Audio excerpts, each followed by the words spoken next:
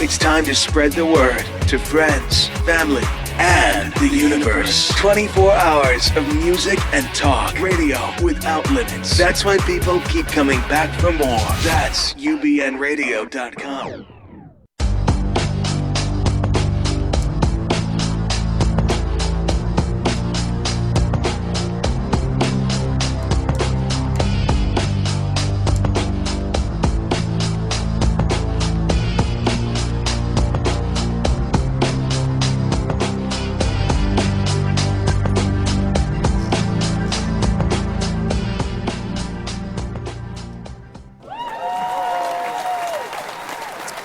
And greetings and salutations, everyone.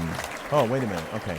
We got a big crowd. We got a big shoe today, folks. Really big shoe. Yes, and greetings and salutations, everyone. You've turned into Dr. Judy WTF. I'm your host, Walt Lusk. And in studio, we have Dr. Judy Rosenberg, the founder of the Psychological Healing Center and the author of the book, Be the Cause, Healing Human Disconnect. And last week, we did a show on covert narcissism. And we are already getting a lot of comments on YouTube already. And it hasn't been a week. So thank you so much for your comments. We will be responding all of those. And a few have even asked for a copy of the notes. So it was a great show, which is totally different than the overt narcissist. And if you want to know the difference, check out the show. You can pull it on iTunes, Stitcher, iHeartRadio, and of course here at UBN Radio Network.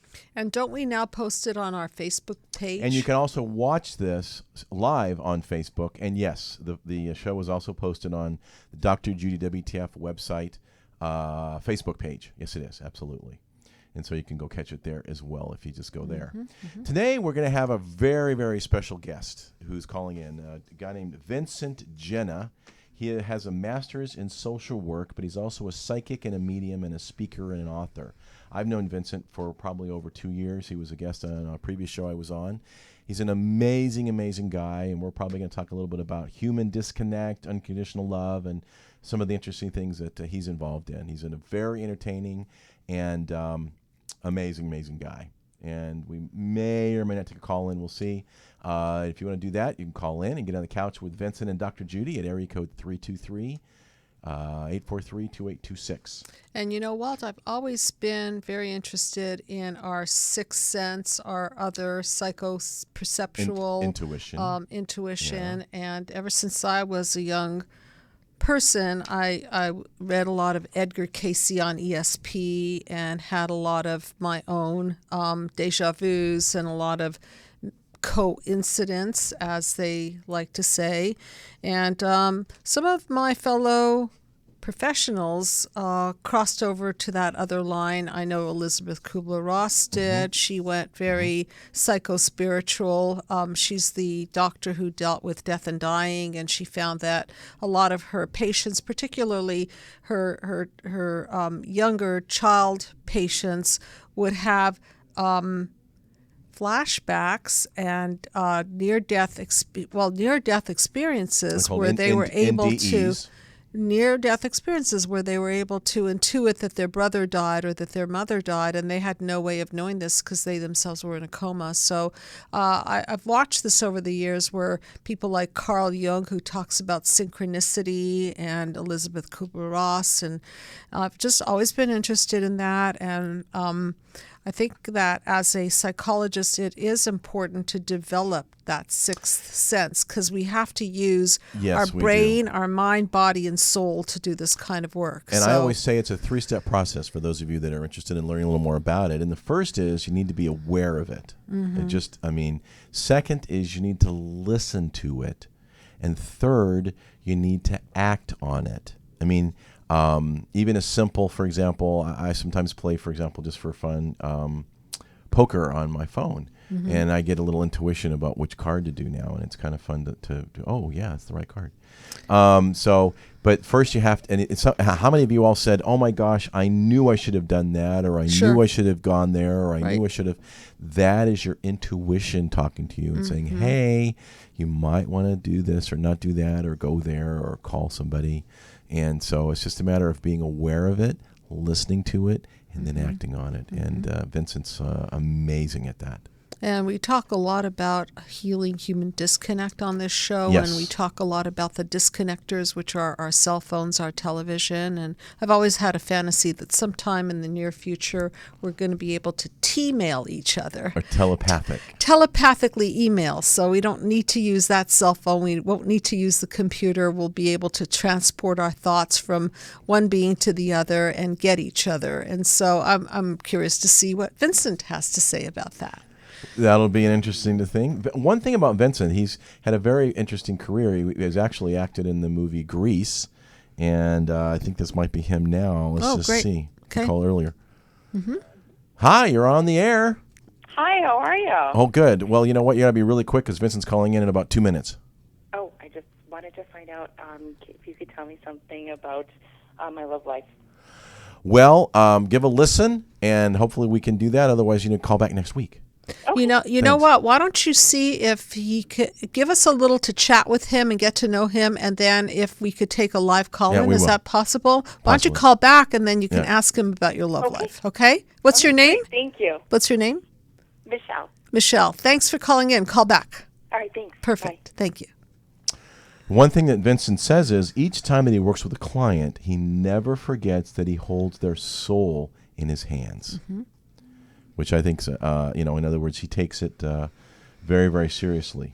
He is a psychic, but he also has a master's in social work and a BA in psychology. So he kind of blends the two very, very, very well. And, as I personally, and Walt as well, because we are a team here, we are moving into the arena of healing global disconnect because we're so fragmented in the way that we've ismed off. I think somebody wrote in on isms, and my take on isms is that we all belong to some form of ism, or most of us do. Judaism, Catholicism, Muslimism, Black, White, Chinese.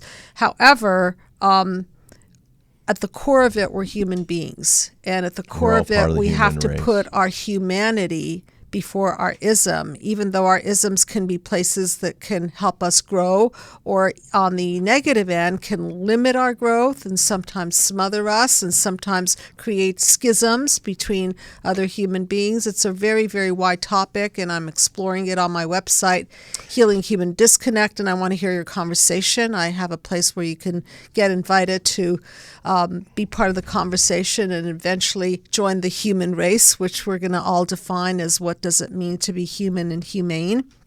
And I really want to get a take on where the globe is going and what Vincent's take is on what process we're going through.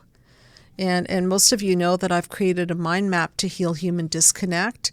And so, Walt, if you would put it up for a minute. And those of you that are listening, you can pull it up on drjudywtf.com.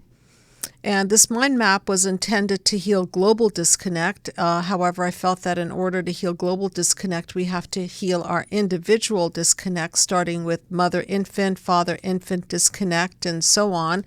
And so if you see the top third of the panels, it represents the fracturing off of the soul of the oneness of humanity, and then we individualize and become our own blueprint. And then out of that, we subdivide even further into these isms that I'm describing. And at the end of that road, if we don't find a way to become a united humanity, we're already experiencing it. It's not a theory. We're experiencing a big clash of the isms. And so the challenge is that although we have been able to rise to unlimited heights in human endeavor, our final challenge is to come together as a united humanity. And I'm taking that project on. I invite you into the conversation because I can't do it alone. We're wired to connect. We're wired to connect. Right. And Judy and I believe that we as individuals, couples, lovers, spouses, employees, are more disconnected today than ever. And one of the guiltiest causes of that probably is that smartphone that you have in your hand. Right. And starting with the cause, which is always mother-infant disconnect, father-infant disconnect. So our micro problems then become our macro problems. And that's why now that I've completed my book on healing human disconnect. It's time for me to move into the system of healing global disconnect and really start getting into our cultural wounds, because we're also very culturally wounded. We absolutely are, and there's a lot of reasons for it, and I think it's just by design. So in some respects, I believe we're being played, and we have to counteract it. And here's Vincent now, right on time. Well, hey, Vincent, thanks for calling and being on the couch with Dr. Judy. No, well, thank you for inviting me. It's great to be here. Well, I know you've had a crazy week, and you're calling from back east, so thanks for taking the time to give us a shout. Yeah, hi, Vincent. Hey, nice to meet you. I'm great. I'm looking forward to this conversation. I've always been interested in psychics, and as a matter of fact, maybe you can turn me on to some kind of a course that I can take to develop my psychic ability, because I know that I have some. I just want to develop it even more, and so we'll talk about that. The title of our show, Vincent, I don't know if you saw, was Past Lives Matter.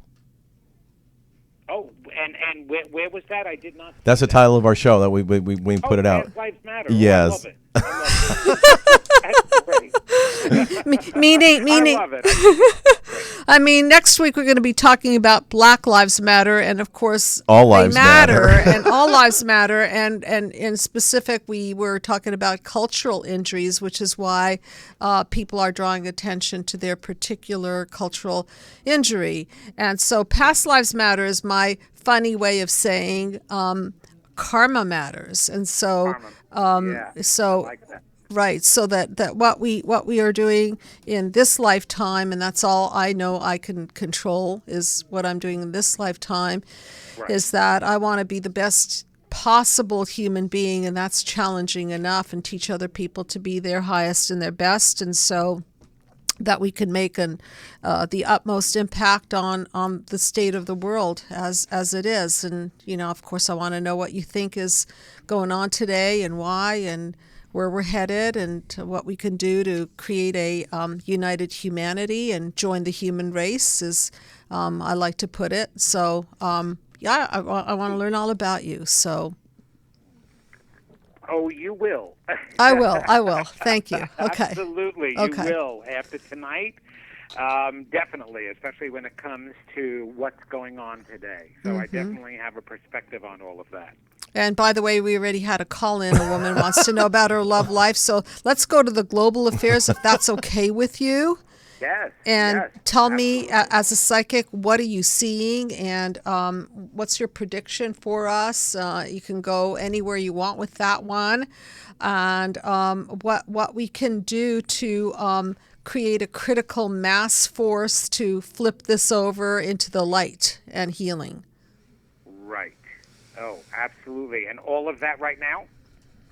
Are you ready? I'm totally ready. We're ready. Go ahead. We're ready. Okay, you're ready. All right. First of all, we are a being that tends to sweep the negative under the rug. We do it in our own personal lives, psychologically. We have defense mechanisms, a part of our brain, and here I am, I'm talking with a psychologist, so you absolutely understand this concept. Anything that we can do to protect ourselves from maladaptive beliefs we have about ourselves. So it starts personally. Right. And one of the greatest defense mechanisms is denial and ignoring it, repression, suppression. Absolutely. We just push that aside. And the only time we think about it is all of a sudden when there's a crisis at hand, including illnesses today, emotional disturbances, problems at work, problems in relationships. Then finally we start bringing things to the surface, or maybe pay attention to them, okay? Thus, we'll talk about this song that I wanted to talk about by Josh Gorban later on. We are going to shrink that song. Specifically based on that. Okay. Now, if we do this individually, we are absolutely going to do it globally as a society.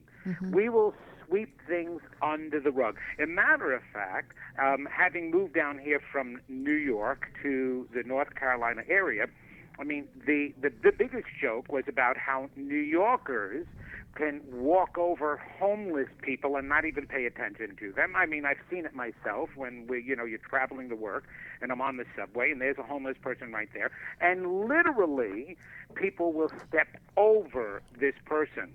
Or you hear a woman being attacked, mugged, raped, and the windows close. And it's a concept similar to the idea of not in my backyard. Not in my backyard is basically, I don't want to put anything in my backyard. Oh, I believe in helping my fellow man. I believe in having services, but not in my backyard, okay? But it's also the same thing of, I don't have to worry about anything that's not in my backyard. So if it's not my mother, my daughter, my sister, my best friend that's being raped, I don't have to think about it. Until a building falls on us, literally. Right.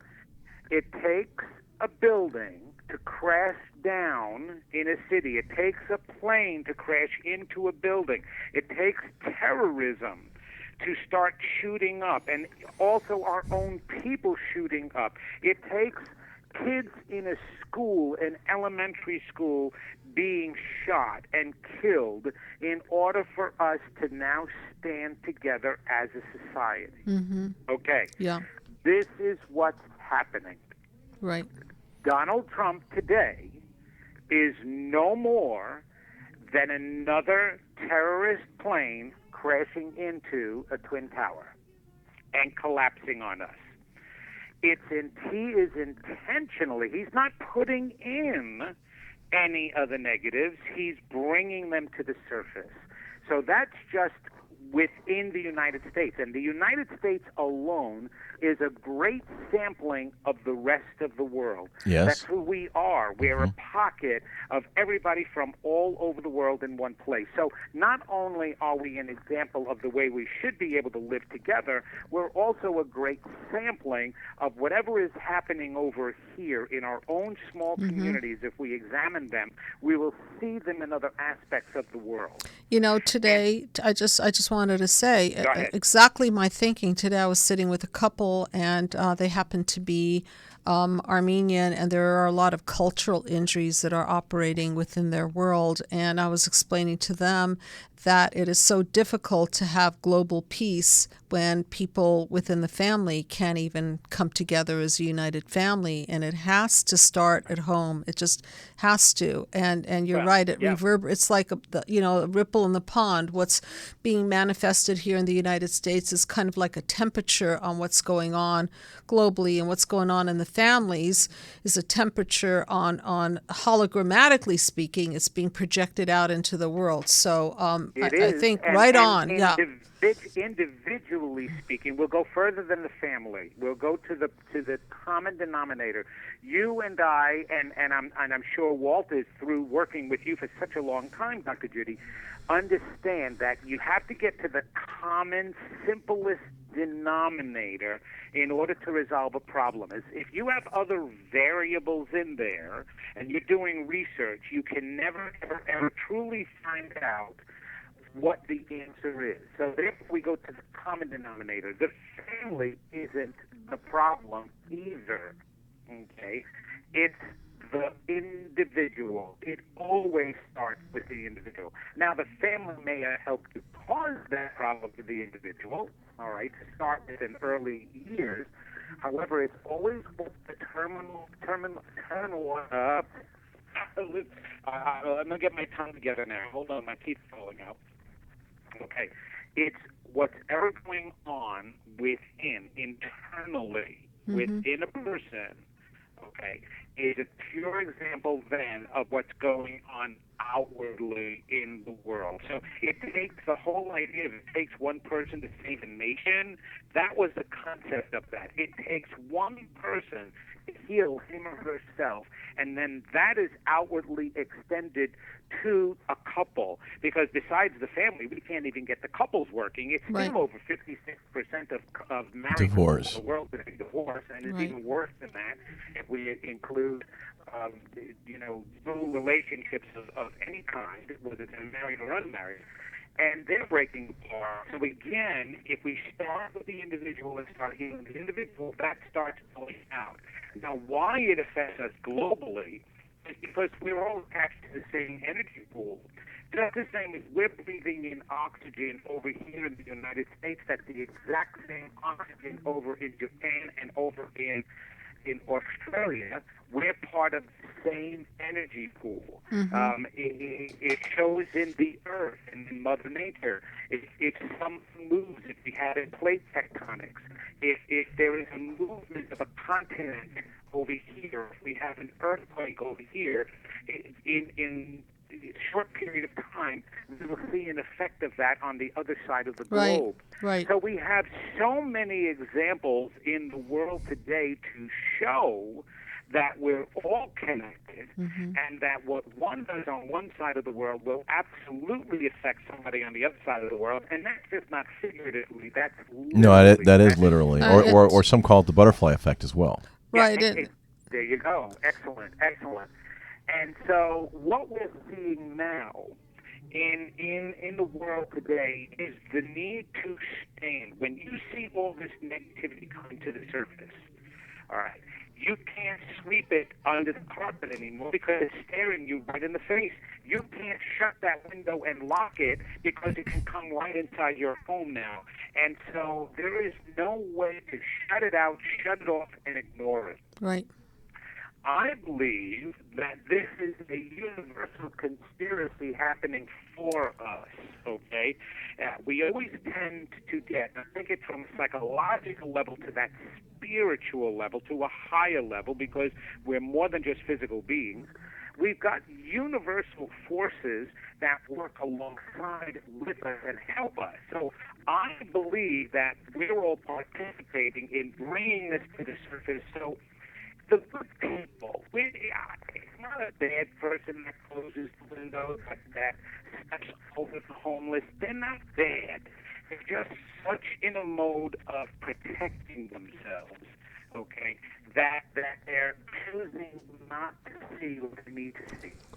And so now these same good, caring people are being shown, hey, look at what's going on.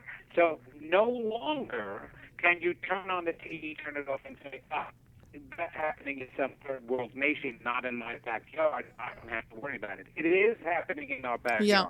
Right. Okay? As a matter of fact, so close to our backyard, we might need to not just make a difference where you're going to move, it's going to affect you no matter where you go. That's how close it is today. The anger, the hatred, the resentment that's coming up to the surface.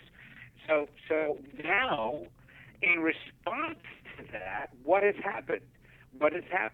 All of these positive movements are starting to submerge, not submerge, come to the surface, just the opposite. It's bringing things up that we need to pay attention to. It's causing coalitions of people that come together. We're speaking about love instead of hate. Love conquers hate. Matter of fact, that's exactly what I just heard in the convention. Hillary Clinton was just speaking that love is the only thing that's going to conquer hate. Martin Luther King Jr., one of his quotes was, you cannot get rid of hate with hate. You can only conquer hate with love. And we've talked about the fact that the most strongest force in the universe is unconditional love. Vincent, we're having a little bit of technical difficulties with your connection. It's a little garbled. Is there any way, which has been happening for about 3 or 4 minutes? I'm on a landline right now, so I don't know. Oh my goodness. Okay. Yeah, what's happening with that? That's so a little. I'm on a strong line. That's a little better. We'll see. Otherwise, we may have to call you back and start and try again. Okay. Okay. All right. How is it right now? Better. Unconditional love is obviously the most, strongest force in the universe. See, as soon as we started talking about that, the connection got better. Yeah. Yeah. There you go. See, there we go. Love in itself is so powerful that it even caused wars. The lack of it caused wars. Jealousy caused wars, right? Yes. Back in the old days, and even today, we look back in history. It's so funny, and we look at some of those wars and go, oh, how ridiculous was that? One king was jealous of another king's wife, and they went to war with them. What a ridiculous thing to fight over. that's exactly the same type of thing we're fighting about today, because the bottom true common denominator as to what's going on with everybody is the lack of self-love, the lack of self-belief, the lack of self-worth, and everybody, it's the Cain and Abel story from the Bible. And people are lashing out and becoming like Cain because they don't feel this attention, they don't feel love, they don't feel lovable, and they're willing to hurt their brothers and sisters because of that. Right. Osama bin Laden, for example, was sibling 51. Yes, he was. Wow. So he had 50 other siblings for sibling rivalry. Is that correct? At Oh, least. my That's God. one per week. One Just in think a of year. how big your family is, or how small your family is compared to his, and how much your brothers and sisters used to fight. I only had one brother, and he used to bash my head up against the wall all the time. So can you imagine having 50? He didn't even have a sense of what love was, but because it was in his core, he knew deep down there should have been an understanding, there should have been a feeling. So he grew with nothing but anger, hatred, and resentment in his heart. He grew like Cain did in the Bible with such jealousy. That's a metaphysical story about who we are capable of being. And so he lashed out. Hitler, now I'm not condoning, I'm explaining psychologically what happened with these people. I'm not condoning their actions. I hope nobody gets that idea. But, for example, also Hitler, he was sexually molested by his mother and his father until he was 13 years old. That man wasn't trying to conquer the world. He was trying to conquer himself. That's right. But again, it became an outward pouring. So all of these people that say getting the right president in there is going to make it right, fighting ISIS and protecting our country and building walls and getting rid of all the Muslims and all of this stuff, it's nonsense. We will always come up with a reason why something is not working until we solve our own problems. Was that like you can't get the log, the stick out of your eye to the log out of mine? Totally. Totally. Back, it was, if you remember, it was referred to as a speck before, right? You don't notice the speck in your neighbor's eyes until you remove the speck in your own. But using a log, it's no longer a speck, it's a giant log. Yes. Well, in my book, Healing Human Disconnect, I refer to consciousness as causal, and Max Planck talks about that. And really what you're getting at is that we can kill all the bad guys and we can do whatever we want, but if we don't get rid of the consciousness of this darkness, then those that are dead are just going to be replaced by more bodies that have this similar consciousness. So it's just sort of like you have to get to the root cause again of this psychological or psychospiritual global virus, if you will. And that's an excellent way of putting that. Yes. I mean, we've had an enemy, we've had a demon. Before we used the word terrorist, we used the word devil. Okay? It was the devil that was making everybody do this. It was the devil within a person. They were demons, demonic, evil, right? We referred to that, the religious causes. It was all about religion back in the old days and prophets and superstitions that way. So it had to be a possessed person. It had to be an evil person. As a matter of fact, in the work that I do, it's really interesting because I will get several clients that will absolutely insist the reason why their lives are so screwed up and always have been, and no matter what they try to do to make it better, it never turns out better because they believe there's a demonic spirit that is following them and cursing them and will turn everything sour on them. And I said to them, you know what? You are absolutely right. However, you don't understand what that demonic spirit is. It's you manifested that. Yep. You manifested your own demons because of all that negativity, the hurt, the scars, and understandably so. Both we all know, the three of us on this call right now, we understand and have heard some of the worst problems that people have gone through, the hurts, the crises, the traumas. So, of course, it's going to cause and create some horrible, horrible self-beliefs about life and yourself. And so if those go unresolved, they will turn into demons. They will turn into cancers. They will turn into diseases. Well, can you share a little bit about your experience with the hospice? Because I know you firsthand experienced this a lot. The one lady who got cancer of the fingernails because she kept pointing at everybody and when she was... Oh, that's right. Oh, yes. Thank you for reminding me of that. Yes. The one major thing, as a spiritual teacher and somebody who wanted to empower people in the living, I decided to learn what it was to die. And the biggest lesson I got from working at hospice is you will die the way you live. You will die the way you live. So not that you should change your life in order to die better, okay, but that is definitely going to be a side effect of the way you live. But you can live better, and I learned that from the people who were dying. Truly understood that. So I had this one, as Walt was talking about, this one patient, a 45-year-old woman.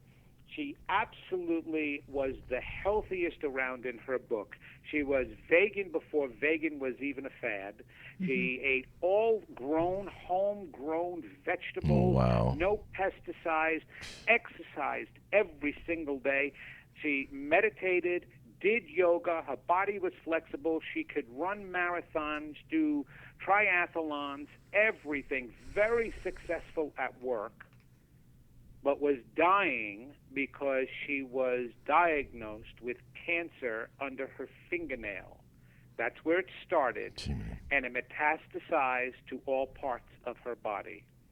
And the one thing about this woman, that no matter how healthy she made her body, she never did anything to make her mind healthy, her spirit healthy. She had a very rough childhood. And so she was determined to gain control over her personal life. So she was very controlling. But not only was she controlling herself, she was controlling of others and very judgmental. And she constantly, as Walt said, she would point her finger to people literally and figuratively and put blame on them. She would order them around. She would judge them. She would show critiquing of people constantly. It was so bad that while she was on hospice, she was so sensitive and disliked people so much that, number one, she didn't want a lot of visitors. I was lucky as the social worker where I was even invited into the house. And number two, I had to shower before ever entering her house because she couldn't stand anyone's odor. She became so sensitive to odor. If you put on cologne, if you put on deodorant, if you put on hand cream, she would smell it, and she was totally turned off by it. So all of her criticism of the world came right back at her, all her finger pointing, and it was also started by self-denigration because her parents were very critical. Her father was very critical, so she picked up that pattern. And she became very self-critical, but determined to fight that. And when you're that self-critical, you're going to be critical of the world. Well, this story goes on from patient to patient to patient. The way that they were dying, not one of them had pleasant lives. I mean, if you're on hospice, first of all, you are not dying a happy death. You're dying a lingering death for the most part. Yeah. All right, it's not a dying in your sleep in the night, during the night, or even keeling over in the field because you're farming. Not even like that. So they're suffering, they're hurting, right? And when I talked with them, and because I was psychic also at the time, and I used my intuition, I was able to open those doors with them. They had the most miserable of lives and self-beliefs, and it was tearing at them. They couldn't filter it out of them. They couldn't be in touch with it psychologically, unconsciously or consciously. It was just buried so deep that as they were dying, though, the defense mechanisms, totally weak, would allow this to surface. And I, knowing what was in there, helped them to surface. So my goal with any of my dying patients was to help them release Beautiful. as much as they could before they shut their eyes. So for two reasons. One, so their passing was more peaceful. And two, as they got to the other side, they didn't start kicking themselves in the butt instantaneously. Gotcha. You know, Gotcha. Bring with some peace. And some closure. Something. I experienced that with my own mother. All right, we both of them lived with us. We built a home to move my mother and father in with us to care for them until they transitioned. And Mom had Alzheimer's, Dad had dementia, but Mom was still fairly, cognitive and able to really understand things. But though she forgot much of her past and all the torment that not only she caused my brother and I, but that was caused to her. So she forgot all of that. But she was pretty, because of her sexual abuse that she experienced as a child by her own brother, she had borderline personality disorder, obsessive compulsive disorder, panic disorder, major depression, and everything. I mean, when I was getting my license and I took abnormal psychology, the teachers were warning us, be careful. The students have a tendency to diagnose yourself as you're reading that. I had no problems with that at all because I'm reading the book and I'm sitting there going, oh my God, this is my mother. Yeah. Oh my God, this is my father. Right. I was in great mental health when I was reading It was like your abnormal psych book was like your family album or something. That's how I was. I saw right. pictures of my parents next Exactly. to the definitions, Dr. Judy. Are you kidding me? But it's interesting because the mind and the body are so interconnected, and Freud talked about this years ago when he talked about hysterical diseases where people would have symptoms. For example, they would have paralysis of the legs because they didn't want to go to war, or they would have symptoms related to their disease, their psychopathology. And now with the finger, the cancer under the finger, how metaphorically interesting, isn't it, that it was her finger pointing that manifested as cancer. And so the mind-body connection. So absolutely. Well, it's dis-ease. Dis-ease, right. Dis-ease, yes. I had people who were very angry, actual criminals, and who would cuss at other people and really down them, degrade them, and have cancer of the tongue or the mouth. I mean, we can go on, and I can tell you every single disease, what it is related to emotionally in their lives. It was amazing. Yes. So Mom I was taking care of here, and still up until even the day before she died, she was still resisting, she was still fighting, she was still, the mental pathologies were coming out stronger. But the day before she died, she gained some consciousness, and we had visitors in the room, and she could do nothing but just move her eyes around the room to see everybody. And all of a sudden, she looked at me. Well, Mom caused much of my torment in my life, not only in home with the way she treated me, but also on the outside, the way the kids treated me. And in the moment that Mom caught my eyes, she put a small smile on her face, and one tear came down her eye. And I knew in that moment she got it. Yeah. She got it.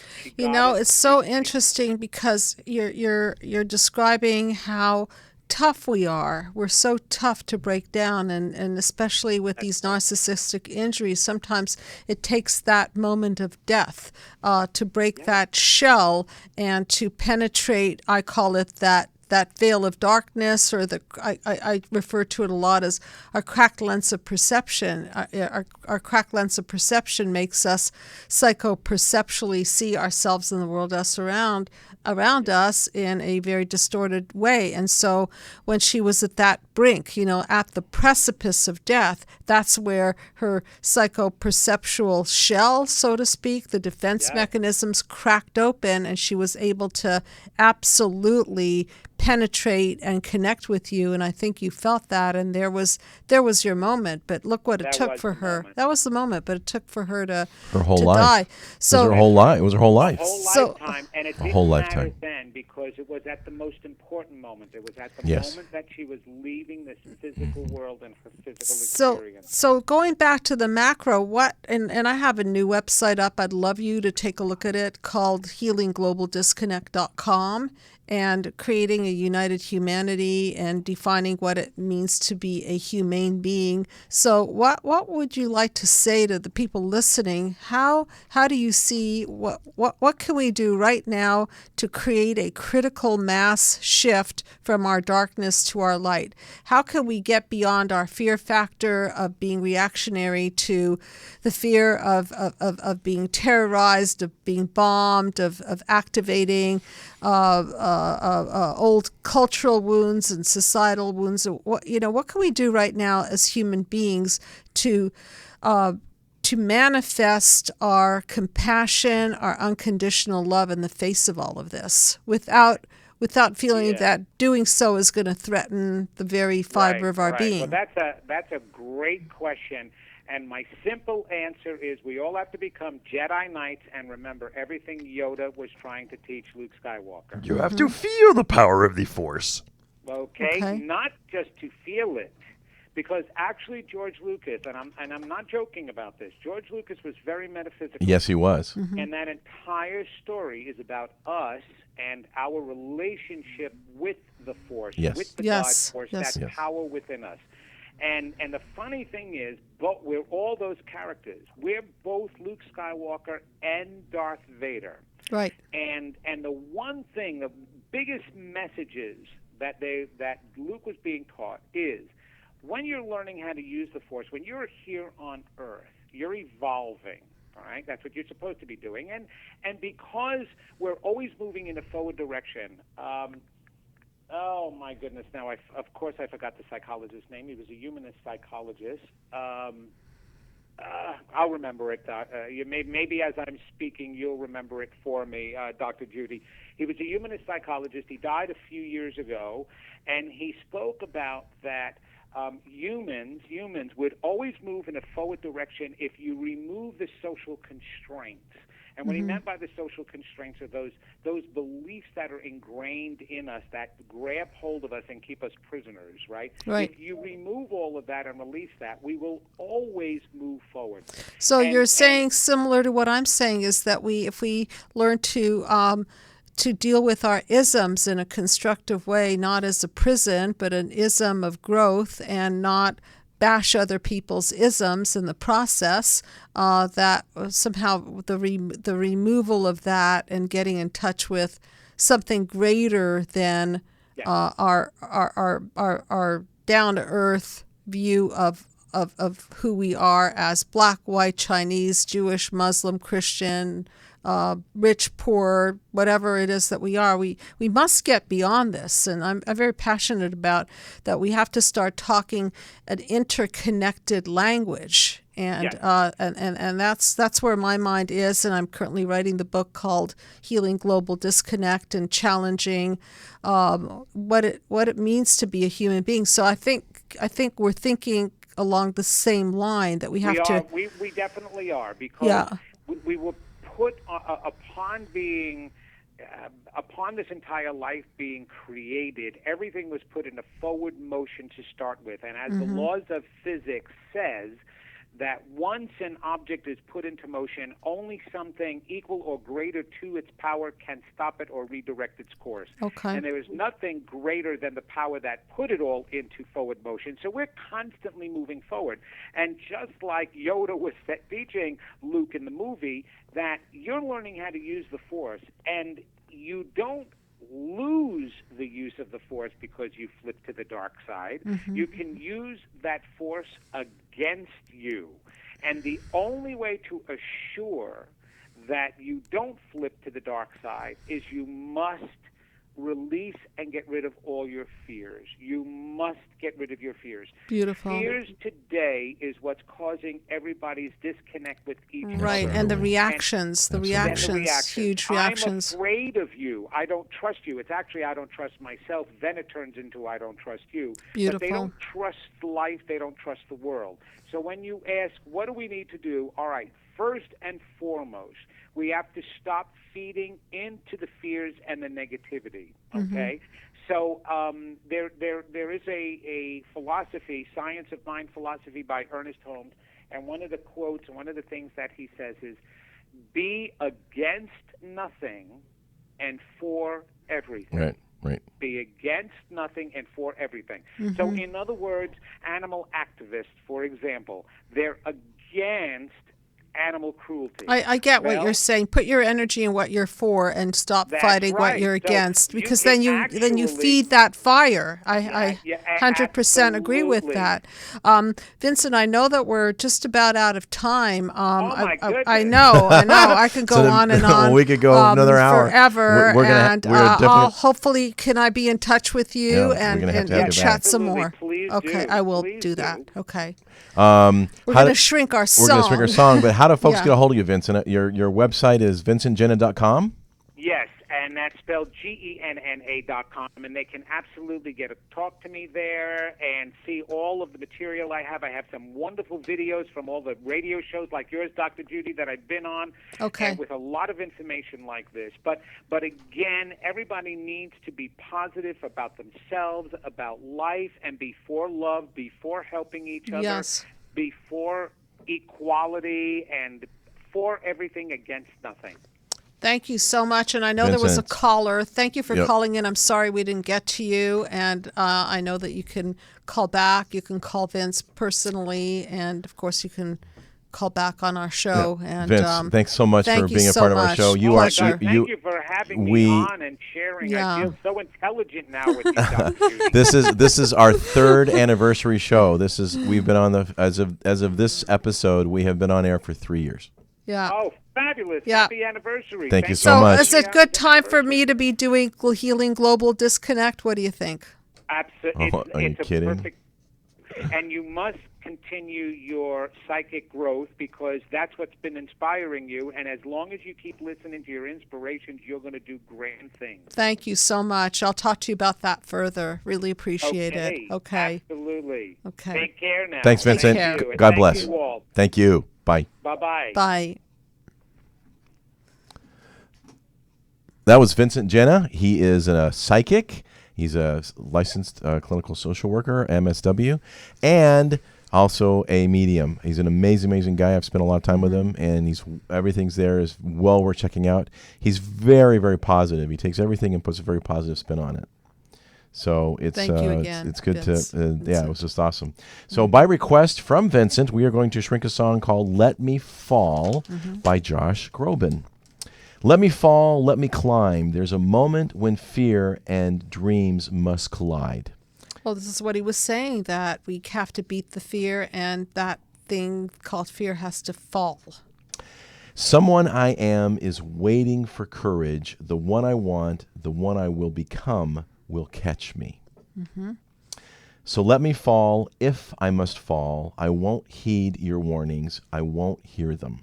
So this is the authentic self, I think, that this author is referring to, is that we have our fears which limit us, and then we want to break through them and fall through the fears. So the part of us that is the courageous part will catch ourselves and continue to move forward. Let me fall if I fall through the phoenix may, though the phoenix may or may not rise. I will dance so freely, holding on to no one. You can hold me only if you too will fall away from these useless fears and chains. So this is a breakthrough. This is a paradigm shift out of fear and releasing from the psychological or the spiritual or the emotional chains that bind us, limit us. Someone I am is waiting for my courage. The one I want, the one I will become, will catch me. So let me fall if I must fall. I won't heed your warnings. I won't hear. Unstoppable. Absolutely. And then lastly, let me fall. If I fall, there's no reason to miss this one chance, this perfect moment.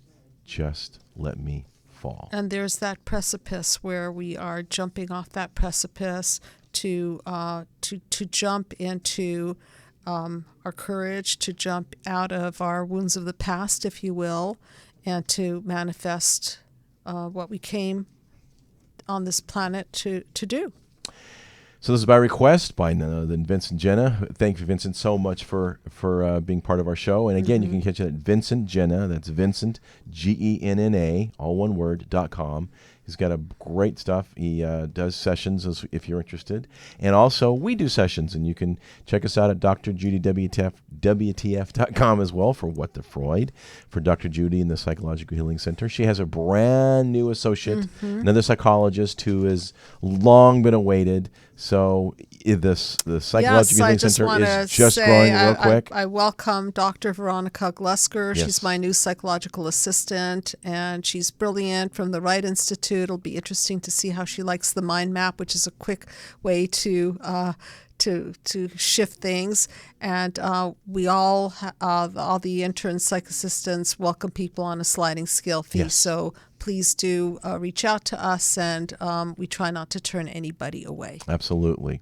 So with that, we're going to close out with our song. It's a beautiful song by Josh Gorban. And I'm your host, Walt Lusk, with Dr. Judy Rosenberg. So stay tuned for some more next week. Thanks for tuning in at iTunes, Stitcher, iHeartRadio, and, of course, YouTube and Facebook. God bless everyone.